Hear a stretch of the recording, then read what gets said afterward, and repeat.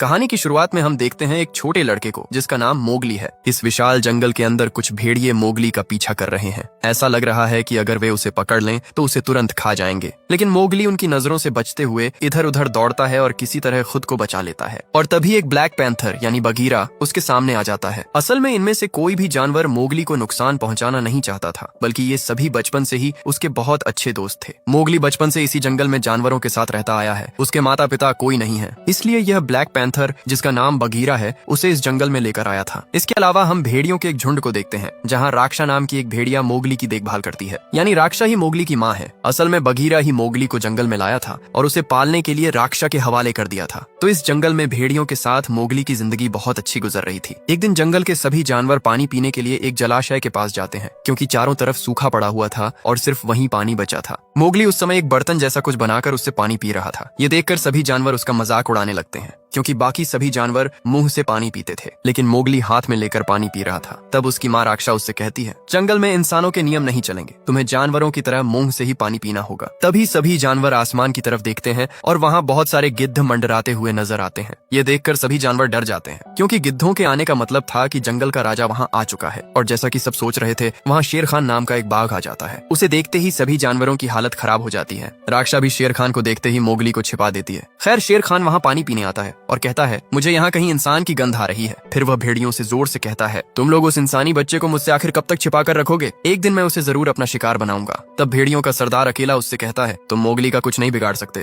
क्योंकि वह बचपन से हमारे साथ बड़ा हुआ है, इसलिए वह भी इस जंगल का एक सदस्य है। यह सुनकर शेर खान कहता है, तुम लोग चाहे जितनी कोशिश कर लो, इंसान का बच्चा कभी इस जंगल में नहीं रह सकता। क्या तुम लोगों ने नहीं देखा कि इंसानों ने मेरे चेहरे का क्या हाल किया है? असल में शेर खान के चेहरे का एक हिस्सा बुरी तरह जल चुका था, और ये कैसे हुआ था ये हमें आगे पता चलेगा। खैर, शेर खान भेड़ियों को तरह तरह की धमकियां देकर वहां से चला जाता है। उसकी बातें सुनकर सभी भेड़िए मोगली को लेकर बहुत चिंता में पड़ जाते हैं। एक दिन जंगल में जब बहुत तेज बारिश हो रही थी, तब सभी भेड़िए मिलकर मोगली के बारे में चर्चा करने बैठते हैं। वे समझ नहीं पा रहे थे कि आखिर शेर खान से मोगली को कैसे बचाया जाए। वहाँ मौजूद कुछ भेड़िए अपने सरदार अकेला से कहते हैं, मोगली की वजह से हमारे ऊपर कौन सी मुसीबत आ जाए कोई नहीं जानता। उसी समय मोगली पीछे से उनकी बातें सुन लेता है और उनके पास चला आता है। फिर वह अकेला से कहता है, मैं नहीं चाहता कि मेरी वजह से आप लोगों पर कोई खतरा आए। मैं यह जंगल छोड़कर चला जाऊंगा, जहाँ इंसान रहते हैं मैं वहीं चला जाऊंगा। यह सुनकर उसकी माँ राक्षा उसे चुप रहने को कहती है, क्योंकि कोई भी भेड़िया उसे जाने नहीं देना चाहता था। तभी वहाँ बगीरा आ जाता है, जो मोगली को इस जंगल में लेकर आया था। बगीरा सभी को समझाते हुए कहता है, मोगली का यहाँ रहना अब सुरक्षित नहीं है। शेर खान किसी भी समय उसे अपना शिकार बना सकता है, इसलिए मैं उसे इंसानों के गांव तक पहुंचा दूंगा। काफी सोच विचार के बाद सभी इस बात के लिए तैयार हो जाते हैं, लेकिन राक्षा किसी भी हालत में इसे स्वीकार नहीं कर पा रही थी। इसके बाद मोगली अपनी माँ को भी समझाता है और सबसे विदा लेता है। फिर बगीरा उसे अपने साथ इंसानों के गांव की तरफ लेकर चल पड़ता है, लेकिन मोगली बिल्कुल भी अपने दोस्तों और परिवार को छोड़कर जाना नहीं चाहता था। रास्ते भर वह बगीरा से तरह तरह की बातें करता रहता है। वे दोनों एक जंगल से दूसरे जंगल की ओर बढ़ते जाते हैं। रास्ते में उनकी मुलाकात हाथियों के एक बड़े झुंड से होती है। तब बगीरा मोगली से कहता है, इनके सामने सिर झुका लो। मोगली पूछता है,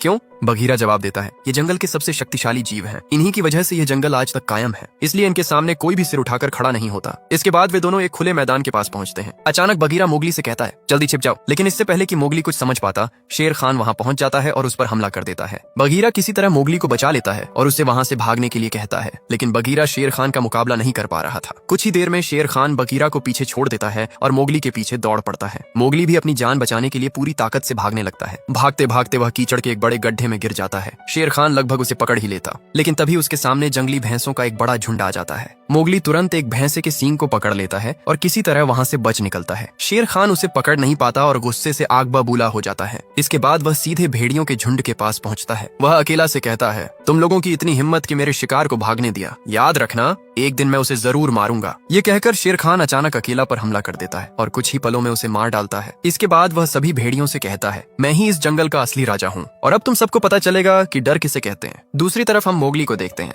वह एक जंगली भैंसे की पीठ पर बैठकर आगे बढ़ रहा था। उसी समय तेज बारिश की वजह से पहाड़ों से मिट्टी, पेड़ और चट्टानें टूटकर गिरने लगती हैं। यह देखकर मोगली अपनी जान बचाने के लिए नदी में छलांग लगा देता है। वह किसी तरह एक बड़े लकड़ी के तने को पकड़ लेता है और उसी के सहारे बहते हुए आगे बढ़ता रहता है। बहुत लंबा सफर तय करने के बाद वह एक नए जंगल में पहुंच जाता है। यह जगह उसके लिए बिल्कुल अनजान थी और इतनी लंबी यात्रा के बाद उसे बहुत भूख भी लग चुकी थी, इसलिए वह एक पेड़ से कुछ फल तोड़ता है और बैठकर खाने लगता है। लेकिन तभी कुछ छोटे जानवर आकर उसके सारे फल छीन लेते हैं और भाग जाते हैं। बेचारा मोगली अपने फल वापस लेने के लिए उनके पीछे दौड़ पड़ता है। दौड़ते दौड़ते वह एक पेड़ के ऊपर पहुंच जाता है और वहीं उसकी मुलाकात एक बहुत बड़े अजगर से होती है जिसका नाम था का मोगली से पूछता है, तुम इस घने जंगल में अकेले क्या कर रहे हो? मोगली जवाब देता है, मैं बचपन से जंगल में रहता हूँ, लेकिन आज गलती से यहाँ आ गया हूँ। तब का कहता है, मुझे पता है तुम कहाँ से आए हो। एक बार तुम्हारे पिता तुम्हें लेकर इसी जंगल से गुजर रहे थे। रात होने पर तुम दोनों ने एक गुफा में शरण ली थी, लेकिन उसी रात एक बाघ ने तुम्हारे पिता पर हमला कर दिया था। वह तुम्हें भी मार देता, लेकिन तुम्हारे पिता ने मरने से पहले आग की मदद से उस बाघ का चेहरा जला दिया था, जिसकी वजह से वह दर्द से तड़पता हुआ वहाँ से भाग गया। इसके बाद एक काला पैंथर तुम्हें वहाँ मिला और उसी ने तुम्हारी परवरिश की। यानी का यहाँ बगीरा के बारे में बता रहा था। और अगर आपको याद हो तो शेर खान के चेहरे का एक हिस्सा जला हुआ था।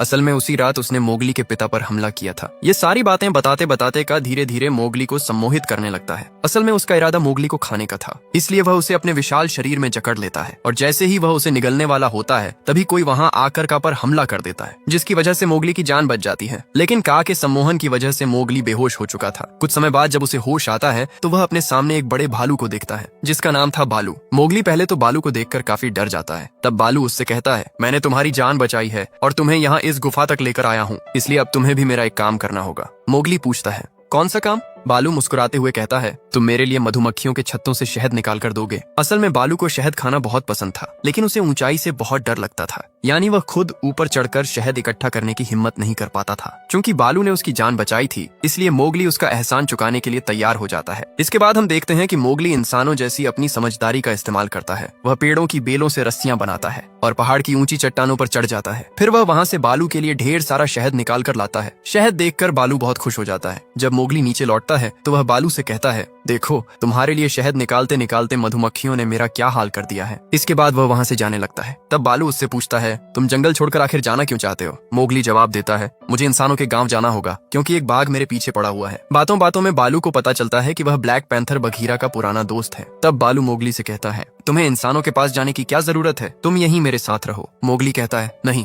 बघीरा चाहता है कि मैं इंसानों के गांव जाऊं। अगर मैं नहीं गया तो उसे बहुत दुख होगा। यह सुनकर बालू कहता है, ठीक है, मैं तुम्हें इंसानों के गांव के पास तक छोड़ देता हूँ। इसके बाद दोनों चलते चलते रात होने तक इंसानों की बस्ती के करीब पहुंच जाते हैं। तब बालू मोगली से कहता है, मैंने तुम्हें इंसानों तक पहुंचने का रास्ता दिखा दिया है, अब तुम्हें वहीं जाना चाहिए, लेकिन मैं चाहता हूँ कि तुम कुछ समय और मेरे साथ रहो। हम दोनों मिलकर सर्दियों के लिए बहुत सारा शहद जमा करेंगे, उसके बाद तुम इंसानों के पास चले जाना। असल में बालू का असली प्लान कुछ और ही था। वह चाहता था कि मोगली रोज उसके लिए शहद इकट्ठा करे और वह आराम से बैठकर खाता रहे। यानी यह आलसी भालू आखिरी समय में भी अपने खाने की चिंता कर रहा था। बालू की बात सुनकर मोगली उसके साथ रहने के लिए तैयार हो जाता है, क्योंकि वह खुद भी जंगल छोड़कर जाना नहीं चाहता था। अगले दिन मोगली बालू के लिए ढेर सारा शहद इकट्ठा करता है। वह तरह तरह के औजार और तरीके बनाता है जिसकी मदद से बहुत आसानी से शहद निकाल लेता है। इस जगह की खूबसूरती को वास्तव में शब्दों में बयां करना मुश्किल है, उसे महसूस करने के लिए फिल्म देखनी पड़ेगी। खैर, इसी तरह कई दिन बीत जाते हैं और धीरे धीरे बालू और मोगली की दोस्ती बहुत गहरी हो जाती है। वे दोनों साथ में गाने गाते हैं, नदी में खेलते हैं, मस्ती करते हैं और बहुत खुशी से अपना समय बिताते हैं। लेकिन एक दिन अचानक वहाँ बघीरा पहुंच जाता है। मोगली अपने दोस्त बघीरा को देखकर बहुत खुश हो जाता है और बघीरा भी उसे सुरक्षित देखकर राहत महसूस करता है। इसके बाद बघीरा मोगली से कहता है, अब मैं तुम्हें इंसानों के गांव छोड़कर आऊंगा। लेकिन मोगली कहता है, मैं यहाँ बालू के साथ बहुत खुश हूँ, हम दोनों ने साथ में बहुत मजे किए हैं। तब बघीरा देखता है कि मोगली रोज बालू के लिए शहद इकट्ठा कर रहा है। यह देखकर वह गुस्सा हो जाता है और मोगली को डांटने लगता है। इससे मोगली थोड़ा उदास हो जाता है। फिर बघीरा बालू से कहता है, तुम जिंदगी भर कोई काम नहीं करते और अब एक छोटे बच्चे से ये सब करवाते हो, तुम्हें शर्म नहीं आती? बालू जवाब देता है, अरे भाई, इतना गुस्सा मत हो, मोटे लोगों की परेशानियां तुम क्या समझोगे,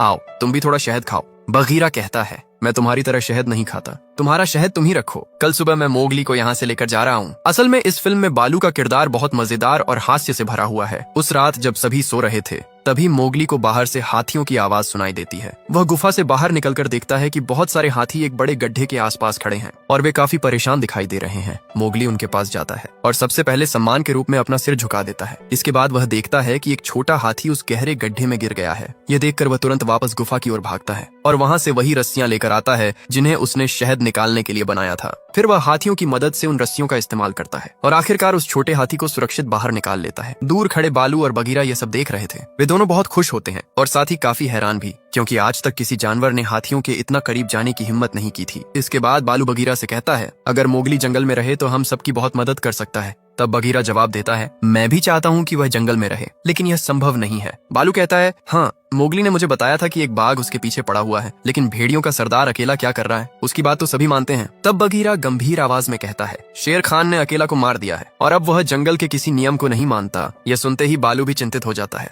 बगीरा आगे कहता है, अगर मोगली जंगल में रहा तो किसी भी समय उसके साथ कुछ भी हो सकता है, इसलिए दोस्त हमें किसी भी हालत में उसे इंसानों के पास पहुंचाना होगा। इसके बाद जब मोगली नदी के किनारे बैठा हुआ था तब बालू उसके पास जाता है और कहता है, सुनो, अब मुझे तुम्हारी जरूरत नहीं है, तुम यहाँ से चले जाओ। मोगली हैरानी से उसकी तरफ देखता है और कहता है, क्या कह रहे हो, तुम तो मेरे अच्छे दोस्त हो, है ना? बालू जवाब देता है, नहीं, मैंने तुम्हें कभी अपना दोस्त नहीं माना, मैंने सिर्फ शहद निकलवाने के लिए तुम्हारा इस्तेमाल किया था। अब सर्दियों के लिए मेरे पास काफी शहद जमा हो चुका है, इसलिए अब मुझे तुम्हारी कोई जरूरत नहीं है, तुम यहाँ से चले जाओ। असल में बालू दिल पर पत्थर रखकर ये सारी बातें कह रहा था। वह जानता था कि मोगली की भलाई इसी में है कि वह इंसानों के पास चला जाए, लेकिन मोगली ये बात नहीं जानता था। बालू की बातें सुनकर उसका दिल टूट जाता है। वह बहुत उदास होकर एक ऊंचे पेड़ पर जाकर बैठ जाता है। नीचे खड़ा बालू दुखी होकर बगीरा से कहता है, मैंने अपनी जिंदगी में आज तक इतना बड़ा पाप नहीं किया। तब बगीरा उसे समझाते हुए कहता है, तुम्हारी कोई गलती नहीं है दोस्त, हम जो कुछ भी कर रहे हैं मोगली की भलाई के लिए ही कर रहे हैं। खैर, जब मोगली पेड़ पर बैठा हुआ था तभी अचानक बंदरों का एक बड़ा झुंड उस पर हमला कर देता है। वे उसे पकड़ लेते हैं और उसे उठाकर किसी अज्ञात जगह की ओर ले जाने लगते हैं। ये देखकर बालू और बगीरा दोनों घबरा जाते हैं और तुरंत उसके पीछे दौड़ पड़ते हैं। बंदर मोगली को लेकर जंगल पार करते हुए एक विशाल पहाड़ की तरफ बढ़ते हैं। फिर वे उसे लेकर पहाड़ के ऊपर बने एक पुराने खंडहर जैसे महल में पहुंच जाते हैं। जब बालू और बगीरा पहाड़ के नीचे पहुंचते हैं तब बगीरा कहता है, तुम्हें ऊंचाई से डर लगता है, इसलिए तुम नीचे ही रुको, मैं ऊपर जाकर मोगली को बचाता हूँ। लेकिन बालू भी मोगली से बहुत प्यार करने लगा था, इसलिए वह अपने डर को पीछे छोड़ देता है और मोगली को बचाने के लिए पहाड़ पर चढ़ने का फैसला करता है। दूसरी तरफ बंदर मोगली को उस विशाल महल के अंदर ले जाते हैं, लेकिन मोगली समझ नहीं पाता कि उसे यहाँ क्यों लाया गया है। तभी उसके सामने एक बहुत बड़ा और ताकतवर ओरंगुटान आता है। वह था बंदरों का राजा King Louie. King Louie Mowgli को ध्यान से देखता है और कहता है, आखिरकार तुम मेरे सामने आ ही गए। असल में किंग लुई को लगता था कि हर इंसान आग जला सकता है और इसी वजह से उसने मोगली को यहाँ बुलवाया था। जंगल के सभी जानवर आग से डरते थे। वे आग को रेड फ्लावर कहते थे क्योंकि आग के सामने कोई भी जानवर टिक नहीं सकता था। किंग लुई चाहता था कि उसे भी आग बनाने का रहस्य पता चल जाए ताकि वह पूरे जंगल पर राज कर सके। वह मोगली से कहता है, मेरे पास ताकत है, मेरे पास बुद्धि है, मेरे पास दौलत है, मेरे पास खाना है, लेकिन फिर भी कोई मुझे जंगल का सबसे शक्तिशाली राजा नहीं मानता। लेकिन जिस दिन मेरे पास रेड फ्लावर आ जाएगा उस दिन पूरा जंगल मेरे सामने झुक जाएगा, इसलिए तुम मुझे आग बनाना सिखाओ। दूसरी तरफ बालू और बगीरा बड़ी मुश्किल से पहाड़ पर चढ़ रहे थे। ये दृश्य जितना भावुक था उतना ही मजेदार भी। बालू चढ़ते चढ़ते बुरी तरह थक चुका था। वह बगीरा से कहता है, भाई, अगर मैं और ऊपर चढ़ा तो सीधे आसमान में पहुंच जाऊंगा। यानी वह बहुत ज्यादा डर रहा था, लेकिन बगीरा लगातार उसे हिम्मत देता रहता है। आखिरकार दोनों किसी तरह पहाड़ के ऊपर पहुंच जाते हैं और महल की तरफ बढ़ने लगते हैं। उधर मोगली बार बार किंग लुई को समझाता है, मुझे आग बनानी नहीं आती, मैं सच कह रहा हूँ। लेकिन किंग लुई उसकी बात पर विश्वास नहीं करता। वह गुस्से में आकर मोगली को जोर से धक्का दे देता है। ठीक उसी समय पीछे से बालू वहाँ पहुंच जाता है। वह मजेदार बातें करके सभी बंदरों का ध्यान अपनी तरफ खींचने लगता है। इसी बीच बगीरा एक दूसरी तरफ से चुपके से अंदर आता है और मोगली को इशारा करता है कि वह उसके साथ भाग जाए। मोगली धीरे धीरे वहाँ से निकलने लगता है, लेकिन तभी एक छोटा बंदर उन्हें देख लेता है। वह जोर से चिल्लाता है और अगले ही पल किंग लुई सब कुछ समझ जाता है। वह सभी बंदरों को आदेश देता है, उन्हें पकड़ लो। बस फिर क्या था, सारे बंदर उनके पीछे दौड़ पड़ते हैं। बालू और बगीरा मोगली से कहते हैं, भागो मोगली, हम इन्हें रोकते हैं। मोगली उनकी बात मानकर वहाँ से भागने लगता है। उधर सैकड़ों बंदरों ने बालू और बगीरा को चारों तरफ से घेर लिया था। दोनों पूरी ताकत से उनका मुकाबला करते हैं। दूसरी तरफ किंग लुई खुद मोगली के पीछे पड़ जाता है। वह लगभग उसे पकड़ ही लेता, लेकिन अपने विशाल शरीर की वजह से तेजी से आगे नहीं बढ़ पा रहा था। भागते भागते मोगली चिल्लाकर कहता है, मैंने तुम्हारा क्या बिगाड़ा है, तुम लोग मेरे पीछे क्यों पड़े हो? तब किंग लुई जवाब देता है, अगर तुम मुझे रेड फ्लावर दे दो तो मैं तुम्हें शेर खान से बचा सकता हूँ। मोगली कहता है, मुझे शेर खान से बचाने के लिए तुम्हारी जरूरत नहीं है, मुझे अकेला बचा सकता है। यह सुनकर किंग लुई कहता है, अकेला? उसे तो शेर खान पहले ही मार चुका है। ये सुनते ही मोगली जैसे अंदर से टूट जाता है। उसे यकीन ही नहीं होता कि अकेला अब इस दुनिया में नहीं रहा। उसकी आंखों में दर्द साफ दिखाई देने लगता है, लेकिन अगले ही पल वह खुद को संभालता है और वहाँ से भागने की कोशिश करने लगता है। उधर बालू और बगीरा अभी भी बंदरों से लड़ रहे थे। चारों तरफ जबरदस्त लड़ाई चल रही थी और इसी बीच किंग लुई फिर से मोगली के बहुत करीब पहुंच जाता है। लगता था कि अब वह उसे पकड़ ही लेगा, लेकिन ठीक उसी समय मोगली खिड़की से छलांग लगाकर एक पेड़ की तरफ पहुंच जाता है। किंग लुई भी उसे पकड़ने के लिए खिड़की से बाहर निकलने की कोशिश करता है, लेकिन उसका शरीर इतना विशाल था कि वह आसानी से वहां से निकल नहीं पाता और अगले ही पल पूरा महल उसके ऊपर भरभरा कर गिरने लगता है। कुछ ही सेकंड में वह भारी मलबे के नीचे दब जाता है। ये देखकर बालू और बगीरा दोनों घबरा जाते हैं। उन्हें लगता है कि कहीं मोगली भी उस मलबे के नीचे तो नहीं दब गया। दूसरी तरफ सभी बंदर भी अपने राजा को लेकर परेशान हो जाते हैं। वे लड़ाई छोड़कर किंग लुई को बचाने में लग जाते हैं। इसी बीच बालू और बगीरा मोगली को हर तरफ ढूंढने लगते हैं। तभी अचानक एक पेड़ के ऊपर से मोगली की आवाज आती है। वह चिल्लाकर कहता है, अकेला को शेर खान ने मार दिया है। मुझे यह बात पहले क्यों नहीं बताई गई? उसकी आवाज में दर्द और गुस्सा साफ महसूस हो रहा था। ये कहकर वह वहाँ से भाग जाता है और सीधा इंसानों के गांव की तरफ निकल पड़ता है। कुछ समय बाद हम देखते हैं कि मोगली चुपके से इंसानों की बस्ती में पहुंच चुका है। वह वहाँ से रेड फ्लावर यानी आग चुरा लेता है और फिर उसी आग को लेकर वापस जंगल की तरफ लौटने लगता है। अब उसका सिर्फ एक ही मकसद था, अकेला की मौत का बदला लेना। वह शेर खान का सामना करना चाहता था। रास्ते में चलते समय आग की कुछ चिंगारियां नीचे गिरती रहती हैं, लेकिन मोगली का ध्यान इस तरफ नहीं जाता। उसे अंदाजा भी नहीं था कि उन्हीं चिंगारियों की वजह से जंगल में आग फैलने वाली है। खैर, मोगली आग लेकर उसी जलाशय के पास पहुंचता है जहां शेर खान ने पहली बार उसे मारने की धमकी दी थी। वह वहां खड़े होकर जोर से चिल्लाता है, मैं तुमसे नहीं डरता शेर खान, अगर हिम्मत है तो सामने आओ। उसकी आवाज सुनकर जंगल के सभी जानवर वहां इकट्ठा होने लगते हैं। मोगली हैरानी से देखता है कि सभी जानवर पानी के पास खड़े हैं। उसे समझ नहीं आता कि आखिर क्या हो रहा है। तभी शेर खान वहां पहुंच जाता है। वह सभी जानवरों की तरफ देखकर कहता है,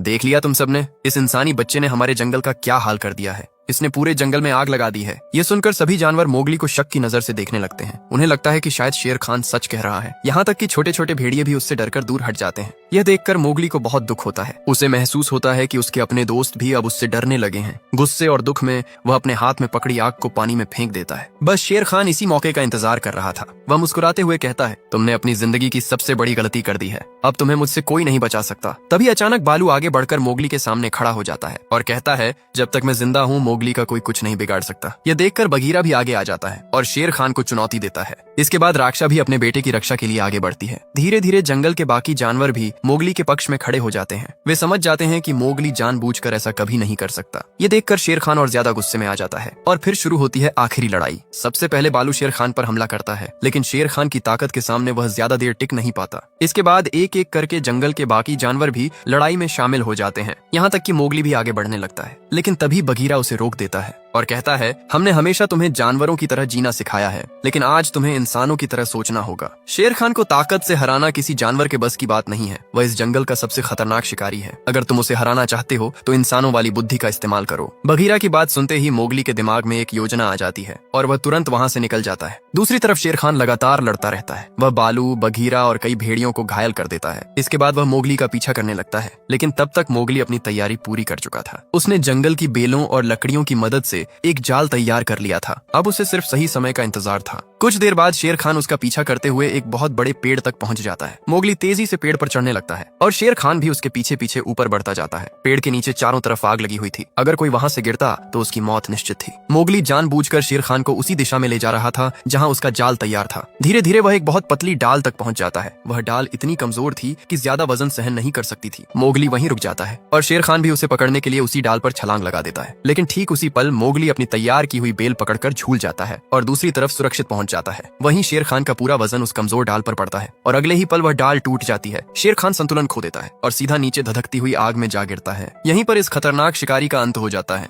दूसरी तरफ पूरे जंगल में आग फैल चुकी थी। चारों तरफ सिर्फ आग ही आग दिखाई दे रही थी। यह देखकर मोगली तुरंत नीचे उतरता है, क्योंकि अब उसकी सबसे बड़ी चिंता शेर खान नहीं बल्कि पूरे जंगल को बचाना था। उधर दूर खड़े सभी जानवरों को लगता है कि शायद मोगली अब जिंदा नहीं बचा होगा। उन्हें लगता है कि या तो शेर खान ने उसे मार दिया या फिर वह आग में फंस गया। राक्षा, बालू और बगीरा सभी बहुत परेशान हो जाते हैं। लेकिन दूसरी तरफ मोगली अभी भी जंगल के अंदर मौजूद था। इसी दौरान उसकी मुलाकात हाथियों के झुंड से होती है। जैसे ही वह उन्हें देखता है, वह सम्मान के साथ अपना सिर झुका देता है। हाथी भी उसकी तरफ ध्यान से देखते हैं। तब मोगली को एक उपाय सूझता है। उसे याद आता है कि जंगल में बहने वाला झरना ही इस आग को बुझा सकता है और इस काम को सिर्फ हाथी ही कर सकते हैं। मोगली हाथियों को रास्ता दिखाने लगता है। दूसरी तरफ जंगल के सभी जानवर हैरानी से देखते हैं कि अचानक आग कम होने लगी है। उन्हें समझ नहीं आता कि आखिर यह कैसे हो रहा है। असल में हाथियों ने अपनी ताकत से झरने का रास्ता बदल दिया था और झरने का सारा पानी जंगल की तरफ मोड़ दिया था। कुछ ही देर में तेज बहाव के साथ पानी पूरे जंगल में फैल जाता है और धीरे धीरे आग बुझने लगती है। आखिरकार पूरा जंगल फिर से सुरक्षित हो जाता है। जब धुआं छंटता है तब सभी जानवर एक बेहद खूबसूरत दृश्य देखते हैं।